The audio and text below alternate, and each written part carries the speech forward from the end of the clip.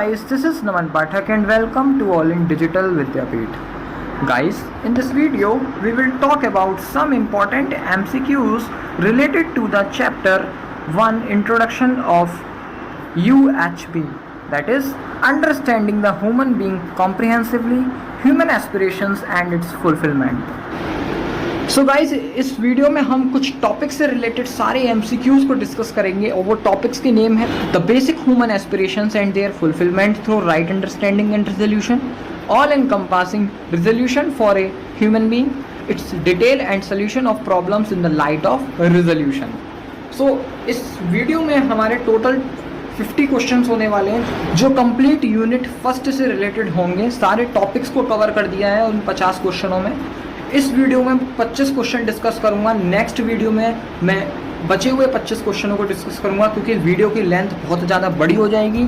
उसी वजह से 2 पार्ट्स में मैंने इस वीडियो को डिवाइड कर दिया है. सो जल्दी से स्टार्ट करते हैं अपने पहले क्वेश्चन के साथ बिना टाइम को वेस्ट करते हुए.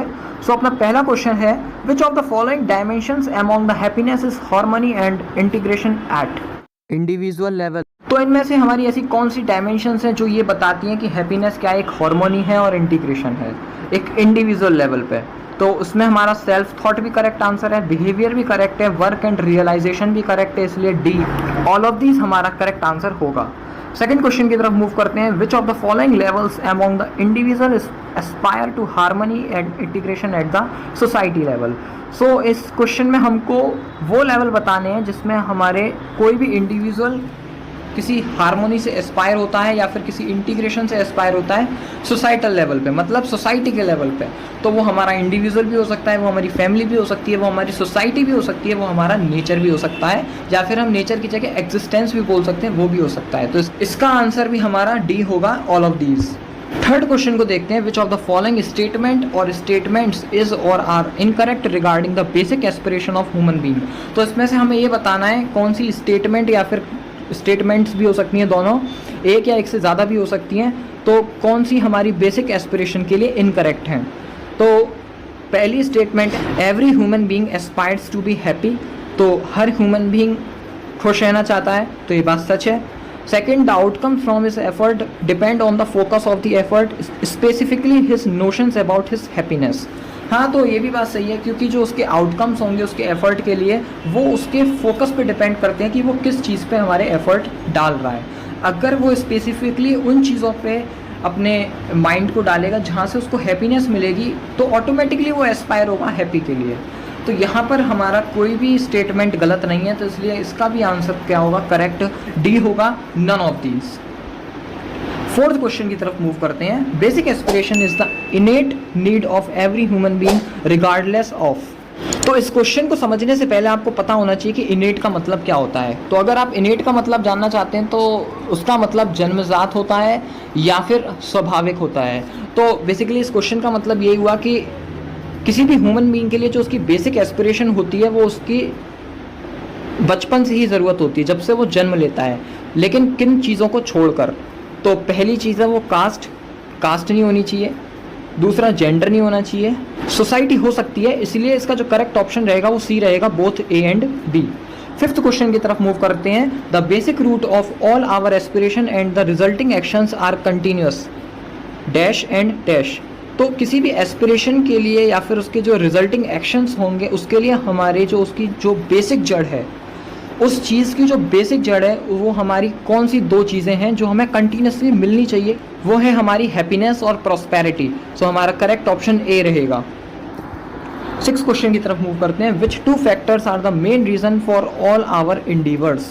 तो इस क्वेश्चन में हमें वो 2 फैक्टर बताने हैं जो हमारे किसी भी प्रकार के प्रयत्न या फिर हम जो भी प्रयास करते हैं अपनी ज़िंदगी में उसमें हेल्प करते हैं, मतलब उसके कारण बनते हैं. Main reason for all our endeavour. Endeavour का मतलब ही हमारा प्रयत्न करना होता है या फिर प्रयास करना होता है. तो इसका जो करेक्ट ऑप्शन रहेगा वो बी रहेगा, happiness and prosperity.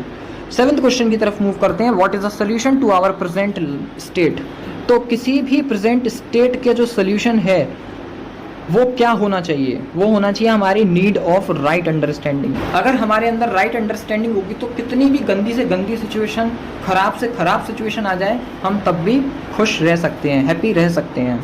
8th question की तरफ मूव करते हैं। What are the 3 basic requirements to ensure happiness and prosperity for human beings. तो ऐसी कौन सी 3 बेसिक रिक्वायरमेंट है जिसकी वजह से कोई भी ह्यूमन बींग हमारा हैप्पी और प्रॉस्परस रह सकता है, मतलब हैप्पीनेस और प्रॉस्पेरिटी वो एंश्योर कर सकता है। तो उसके लिए सबसे पहला राइट अंडरस्टैंडिंग चाहिए, रिलेशनशिप्स चाहिए, फिजिकल फैसिलिटीज़ चाहिए। तो करेक्ट ऑप्शन ए रहेगा हमारा। 9th क्वेश्चन की तरफ मूव करते हैं। Living only with physical facilities is. तो सिर्फ फिजिकल फैसिलिटीज़ के साथ जीना ये हमारा कौन सा कॉन्शियसनेस शो करता है? ये एनिमल कॉन्शियसनेस शो करता है। कॉन्शियसनेस का मतलब होता है चेतना। 10th क्वेश्चन की तरफ मूव करते हैं। Living with all 3 with right understanding, relationships and physical facility is. तो अगर हम इन तीनों चीज़ों के साथ जीते हैं, कौन कौन सी चीज़ हैं वो? राइट अंडरस्टैंडिंग, रिलेशनशिप्स और फिजिकल फैसिलिटी। तो वो हमारा कौन सा कॉन्शियसनेस कहलाता है? वो हमारा ह्यूमन कॉन्शियसनेस कहलाता है। इसलिए करेक्ट ऑप्शन ए रहेगा। 11th क्वेश्चन की तरफ मूव करते हैं। Dash is a state where there is a harmony all around. तो ऐसी कौन सी स्टेट है जहाँ पर चारों तरफ हार्मोनी रहती है? करेक्ट ऑप्शन इसमें डी रहेगा, हैप्पीनेस। 12th क्वेश्चन की तरफ मूव करते हैं। Unhappiness is the result of any kind of dash. तो हमें इस क्वेश्चन में ये बताना है कि किस टाइप की चीज़ों में हमारा जो रिजल्ट रहता है वो अनहैप्पीनेस रहता है। तो वो हमारा स्ट्रगल में भी रहता है। अगर हम किसी चीज़ से स्ट्रगल कर रहे हो तब भी हम अनहैप्पी हो जाएंगे। अगर किसी बात में हमारा कंट्राडिक्शन हो रहा हो तब भी हम अनहैप्पी हो जाएंगे।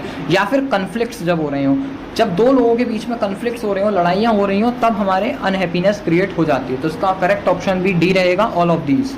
13th क्वेश्चन की तरफ मूव करते हैं। विच फैक्टर और factors is are linked to material possession और फिजिकल फैसिलिटी। तो इनमें से ऐसे कौन से फैक्टर या फिर मैं फैक्टर्स बोलूँ जो हमारे किसी भी मटेरियल पोजेशन या फिर किसी भी फिजिकल फैसिलिटी से लिंक करते हैं? तो इसका करेक्ट ऑप्शन ए रहेगा, प्रॉस्पेरिटी। 14th क्वेश्चन की तरफ मूव करते हैं। Define wealth. वेल्थ को डिफाइन करना है। एक ऐसी स्टेट जब कोई उसमें पैसे वाला है, स्टेट ऑफ बीइंग रिच और having an abundance of material assets and money. मतलब एक ऐसी स्टेट जहाँ पर कोई बहुत ज़्यादा पैसे वाला है या जिसके पास सारे मटेरियल एसेट्स अवेलेबल हैं काफ़ी ज़्यादा अमाउंट में और मनी भी काफ़ी ज़्यादा है, तो उसको हम वेल्थ बोलते हैं। 15th क्वेश्चन की तरफ मूव करते हैं। What is are the present vision of happy person.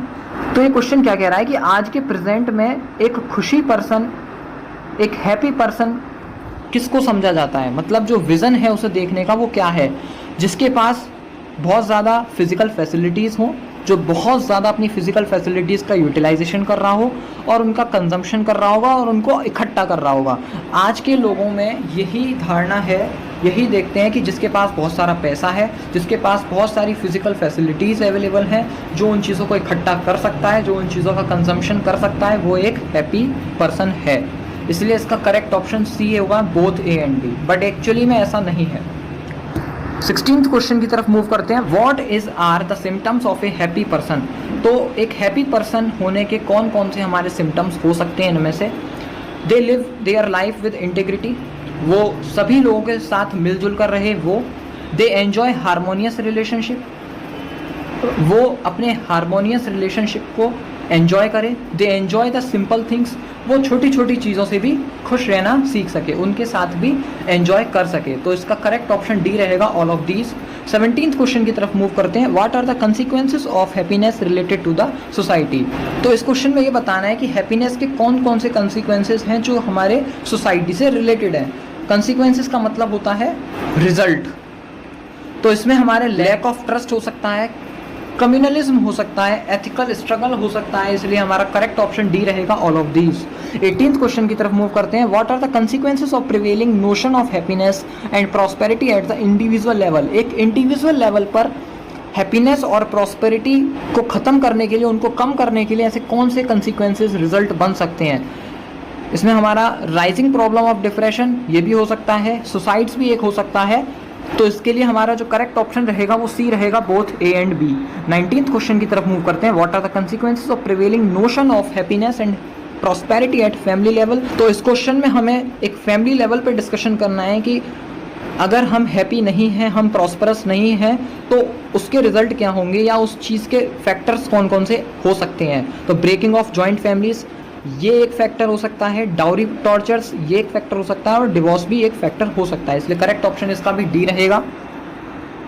20 question की तरफ मूव करते हैं। What are the consequences of prevailing notion of happiness and prosperity at nature level. तो यहाँ हमको नेचर लेवल पे बताना है, तो उसमें ग्लोबल वार्मिंग भी हो सकता है, पोल्यूशन भी हो सकता है, और मिनरल्स का जो रिसोर्स डिप्लीशन होता है या मिनरल ऑयल्स का जो होता है वो भी हो सकता है। तो करेक्ट ऑप्शन डी रहेगा all of these. 21st question की तरफ मूव करते हैं। Are happiness and prosperity relates to with each other. क्या हैप्पीनेस और प्रॉस्पेरिटी एक दूसरे से रिलेट करते हैं? नहीं, इसका करेक्ट ऑप्शन रहेगा बी फॉल्स। 22 क्वेश्चन की तरफ मूव करते हैं। विच थिंक और things is are lead to happiness. तो इनमें से ऐसी कौन सी चीज़ें हैं जो हैप्पीनेस को लीड करती हैं? करेक्ट ऑप्शन है हमारा D all of the above, क्योंकि एक गुड हेल्थ भी उसको लीड करेगी, एक ऑनेस्टी भी हैप्पीनेस को लीड करेगी, और एक राइट एटीट्यूड जो होगा हमारे लाइफ के टुवर्ड्स वो भी हमारा एक गुड हैप्पीनेस को लीड करेगी। 23rd क्वेश्चन की तरफ मूव करते हैं। What things are required for prosperity. तो प्रॉस्पेरिटी के लिए कौन कौन सी चीज़ें हमारी ज़रूरत की हैं? Identification of the required quantity of physical facilities. ये भी बात सही है, क्योंकि ये भी बहुत ज़रूरी है कि हमें ये पता होना चाहिए, हमें ये आइडेंटिफाई करना आना चाहिए कि जो भी हमारी फिजिकल फैसिलिटीज़ हैं उनकी हमें कितनी ज़्यादा ज़रूरत है, कितनी अमाउंट में ज़रूरत है। क्योंकि अगर हमें यही नहीं पता होगा तो हमें कितनी भी चीज़ मिलती रहे हम कभी खुश ही नहीं रह पाएंगे, हम अपने को समृद्ध कभी महसूस ही नहीं करेंगे। Ensuring availability of more than required physical facility, ये भी हमारा सही है। Ensuring production of more than required physical facility, ये भी हमारा सही है कि हमें जो भी चीज़ हमारी जो फिजिकल फैसिलिटी है अगर वो हमें ज़रूरत से ज़्यादा मिलती रहे या हम उसको ज़रूरत से ज़्यादा उसका प्रोडक्शन कर सकें और अवेलेबिलिटी कर सकते हैं उसकी, तो ये भी हमारी प्रॉस्पेरिटी की रिक्वायरमेंट है। प्रॉस्पेरिटी का मतलब होता है समृद्ध, इसलिए इसका करेक्ट ऑप्शन डी रहेगा all of these. 24th question की तरफ मूव करते हैं। Why peoples are not living a prosperous life. अब जो पीपल्स होते हैं वो एक प्रॉस्परस लाइफ को क्यों नहीं जी पाते हैं? उसका रीज़न है पहला फियर, डर, दूसरा है नेगेटिविटी, थर्ड है हमारा कि उनको यही नहीं पता होता कि वो एक्चुअली में लाइफ का उनका गोल क्या है, उन्हें यही नहीं पता होता कि वो एक्चुअली में लाइफ में करना क्या चाहते हैं। तो इन सब चीज़ों की वजह से कोई भी जो पीपल है वो प्रॉस्परस लाइफ को नहीं जी पाता है, इसलिए इसका करेक्ट ऑप्शन रहेगा D all of the above. Next 25 question को डिस्कस करते हैं। How many levels of our living. हमारे लिविंग के कितने लेवल्स होते हैं? तो ये हमारे 4 लेवल होते हैं। Correct option is A 4। तो जो 26th क्वेश्चन था वो ये है, mutual fulfilment is equals to dash plus dash. मतलब म्यूचुअल फुलफिलमेंट हमको किन दो चीज़ों के जुड़ने पर मिल सकता है? तो वो हमारी राइट अंडरस्टैंडिंग है और हमारी रिलेशनशिप है, इसलिए करेक्ट ऑप्शन बी रहेगा। 27th क्वेश्चन की तरफ मूव करते हैं। Mutual prosperity is equals to dash plus dash. तो म्यूचुअल प्रॉस्पेरिटी हमको किन दो चीज़ों से इंटीग्रेट होकर मिल सकती है? तो वो हमारी राइट अंडरस्टैंडिंग और physical facility. Correct option is A. 28th question की तरफ मूव करते हैं। What are the 4 level of our living. तो वो कौन से 4 लेवल है हमारे लिविंग के? जैसा कि आपको याद होगा मैंने 25th क्वेश्चन में ये पूछा था कि how many levels for living, तो यहाँ पर उसका आंसर मिल जाएगा कि वहाँ पे मैंने सिर्फ ये बताए थे कि 4 लेवल होते हैं, यहाँ पर वो डिटेल में पता चल जाएंगे आपको वो कौन कौन से होते हैं। तो living in my self, living in world, living in society, living in nature. तो बेसिकली नेचर और एग्जिस्टेंस एक ही बात होती है, तो इसमें हमारे इसी वजह से ए और सी दोनों ही करेक्ट रहेंगे, इसलिए करेक्ट ऑप्शन डी होगा। 29th क्वेश्चन की तरफ मूव करते हैं। Wealth is a physical thing. तो ये बताना है क्या वेल्थ हमारी कोई फिजिकल थिंग है? ट्रू, क्योंकि वेल्थ क्या है? पैसा।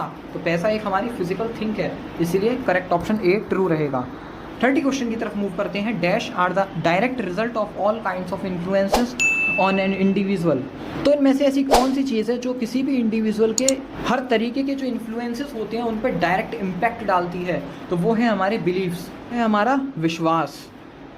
Correct option is B, believes. 31st question की तरफ मूव करते हैं। What are the basic guidelines for value education. तो वैल्यू एजुकेशन के लिए जो बेसिक गाइडलाइंस है वो क्या क्या है हमारी? पहली यूनिवर्सल रेशनल दोनों हैं, नेचुरल एंड ऑल एनकम्पासिंग ये भी है, लीडिंग टू हार्मोनी ये भी है, इसलिए करेक्ट ऑप्शन डी रहेगा all of the above. 32 question की तरफ मूव करते हैं। Which one is the process of observing what is within us.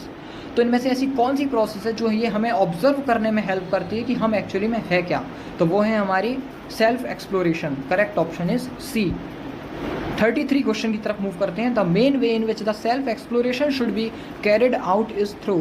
तो इनमें से कौन सा एक ऐसा तरीका है, ऐसा वे है जिसकी वजह से हम सेल्फ एक्सप्लोरेशन को कैरी आउट कर सकते हैं, किसके थ्रू कर सकते हैं हमें वो बताना है। तो वो है हमारा self investigation. Correct option is B. 34th question की तरफ मूव करते हैं। SVDD स्टैंड फॉर, तो SVDD की फुल फॉर्म क्या है? साधन विहीन दुखी दरिद्र। Correct option is A. 35th question की तरफ मूव करते हैं। SSTD स्टैंड्स फॉर, तो इसका करेक्ट ऑप्शन बी रहेगा साधन संपन्न दुखी दरिद्र। 36 क्वेश्चन को देखते हैं। SSS stand for, correct option is B साधन संपन्न सुखी समृद्ध। 37th क्वेश्चन को देखते हैं। Our education system is trying to shift from dash to dash not dash, तो हमारा जो एजुकेशन सिस्टम है वो कहाँ से कहाँ शिफ्ट होने की कोशिश कर रहा है और कहाँ नहीं कर रहा है। तो हमारा जो एजुकेशन सिस्टम है वो SVDD से SSDD पर शिफ्ट होने की कोशिश कर रहा है, ना कि SSSS पर। तो करेक्ट ऑप्शन सी रहेगा हमारा। 38 क्वेश्चन की तरफ मूव करते हैं। The process of self exploration has to be in the form of dash, तो जो हमारी सेल्फ एक्सप्लोरेशन की जो प्रोसेस है वो हमें किस फॉर्म में मिलती है? तो वो है हमारी डायलॉग की फॉर्म में। 39th क्वेश्चन को देखते हैं। In absence of a correct understanding of universal human value we are driven our, तो किसी भी यूनिवर्सल ह्यूमन वैल्यू की करेक्ट अंडरस्टैंडिंग की एब्सेंस होने की वजह से तो हम किसके द्वारा अपने आप को ड्रिवन आउट करते हैं? वो है ad hoc. Correct option is A. 40 question की तरफ मूव करते हैं। When we start living in harmony it expresses itself through our harmonious behaviour and work, that is, तो जब हम एक हार्मोनी में अपनी ज़िंदगी को गुजारना स्टार्ट करते हैं तो ऑटोमेटिकली हम अपने आप को एक हार्मोनियस बिहेवियर और एक हार्मोनियस वर्क के रूप में दिखाते हैं। उसका क्या मतलब है? उसका मतलब है स्वराज्य। तो करेक्ट ऑप्शन हमारा डी रहेगा। 41st क्वेश्चन की तरफ मूव करते हैं। When we have enough physical facilities it gives us a feeling of, तो जब भी हमारे पास इनफ फिजिकल फैसिलिटीज़ अवेलेबल होंगी तो वो हमें किस चीज़ की फीलिंग देगा? वो हमें प्रॉस्पेरिटी की फीलिंग देगा, वो हमें समृद्धि की फीलिंग देगा। 42 क्वेश्चन की तरफ मूव करते हैं। We have to start verifying our assumptions on the basis of our natural acceptance and, तो हम अपने एजम्पशंस को किसके बेसिस पर वेरीफाई करना स्टार्ट करते हैं? पहला है हमारा नेचुरल एक्सेप्टेंस और दूसरा है हमारा experiential validation. Correct option is A. 43 question की तरफ मूव करते हैं। On introspection we find that we are driven by numerous assumptions और dash which are contrary to our natural acceptance, तो इसका करेक्ट ऑप्शन रहेगा सी, बिलीव्स। 44th क्वेश्चन की तरफ मूव करते हैं। Through the process of self exploration we can achieve, तो self exploration process के थ्रू हम किस चीज़ को अचीव कर सकते हैं? सेल्फ एवोल्यूशन को अचीव कर सकते हैं। Correct option is D. 45th question की तरफ मूव करते हैं। Realisation and understanding are invariant with respect to dash dash and dash, तो रियलाइजेशन और हमारी अंडरस्टैंडिंग किन चीज़ों के रेस्पेक्ट में इनवेरिएंट हैं? वो है हमारा टाइम, स्पेस और individual. Correct option is D. 46 question को देखते हैं। Natural acceptance is not something that is within us, तो नेचुरल एक्सेप्टेंस ऐसा कुछ है जो हमारे अंदर की चीज़ों को नहीं बताता, हमें अपने आप को नहीं बताता है, तो ये गलत है। नेचुरल एक्सेप्टेंस का मतलब यही होता है कि हम अपने आप को कितना जान पा रहे हैं, something that is within us. Correct option is B, false. 47th question की तरफ मूव करते हैं। Values are the main guide forces in an individual life, तो इसका आंसर होगा correct option is A, true. तो वैल्यूज़ एक guiding force होते हैं मेनली, जो किसी भी इंडिविजुअल की लाइफ में इफेक्ट डालते हैं, उसको एक फोर्स करते हैं, एक गाइड की तरह फोर्स करते हैं कि तुम्हें इस चीज़ को फॉलो करना है तो करना है, तो इसलिए correct option is A, true. How many core human values, तो हमारी कितनी कोर ह्यूमन वैल्यूज़ होती हैं? तो वो टोटल 5 होती हैं। नेक्स्ट क्वेश्चन में हम उसके वही देखेंगे कौन कौन सी होती हैं। तो what are the 5 core human values? Love, truth, peace, right understanding and non violence. Correct option is C. Last question को देखते हैं। Skills are the method and practices that an individual develops to actualise the goals he and she he set in life, तो क्या skill एक ऐसा method और एक ऐसी प्रैक्टिस है जो कोई भी इंडिविजुअल अपनी लाइफ में उसको डेवलप करता है, किसी भी गोल जो उसने सेट कर रखा है उसको अचीव करने के लिए, उसको पाने के लिए, तो ये ऑप्शन करेक्ट है, इसका आंसर रहेगा ए, ट्रू। तो होपफुली गाइस आपको यूनिट 1 क्लियर हो गई होगी। मैंने इन 50 क्वेश्चनों के साथ आपको सारे के सारे टॉपिक्स में से जितने भी पॉसिबल MCQs बन सकते थे उनको मैंने कंप्लीट कर दिया है।